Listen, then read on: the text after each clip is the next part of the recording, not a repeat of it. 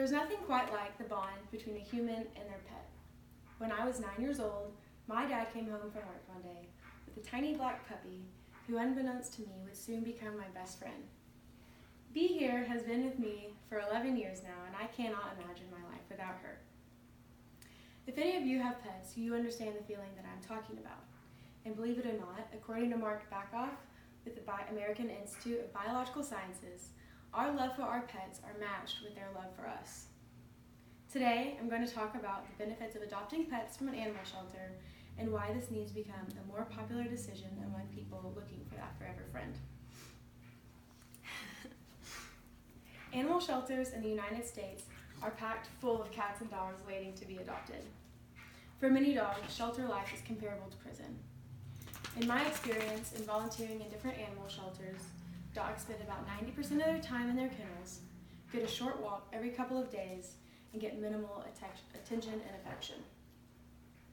Cats and kittens are usually separated by age and health, and they're able to climb around a room with little cat toys and play as long as they are friendly. One reason the living conditions for these animals are this way is because of the overcrowding in shelters. According to the American Humane Society, over 50% of dogs and 70% of cats that go through the shelter system are euthanized. This is because shelters have to have room for new stray animals that are dropped off and expected to be taken in. The solution to this problem is relatively simple. If more people would adopt from shelters instead of puppy mills or breeders, there would be more room in the shelters for dogs. Adopting from a shelter is easier than you probably think. The only requirements are you have to be 21, you have to have a legal form of identification, and if you rent your living place or your home, you have to be able to prove that you're allowed to have your pet there. Along with it being an easier process, it is also loads cheaper. On average, the adoption fee of a dog is $150 and $75 for a cat. Also, adopted pets are neutered, have all of their shots, are dewormed, and are microchipped. Neutering in and of itself is another great way to decrease the amount of shelter animals because it decreases the amount of stray puppies. Stray dogs, outside dogs, and lost dogs that are neutered are unable to reproduce, helping the overpopulation problem. These tasks alone are typically in the $300 to $500 range, which when added to the price of the puppy from a breeder, you can see how the cost increases dramatically. There are numerous reasons to adopt your next pet. I've already touched on a few of them, but I'd like to add a couple more.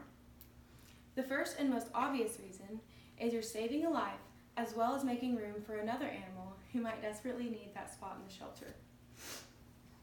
According to the Humane Society, only 25% of dogs and cats in the shelter system are adopted. And compared to the amount that are euthanized, this is really sad. The second reason that is somewhat controversial is fighting puppy mills. Puppy mills have a bad reputation for breeding dogs in a factory type of setting, pumping puppies out of mommy dogs for profit. This is harmful to the mommy dog, causing her to age much faster because of all the added stress on her body from giving birth so many times. Along with this, the living conditions at puppy mills are not always safe and sanitary, which can lead to the increase in risk of disease and death for the puppies.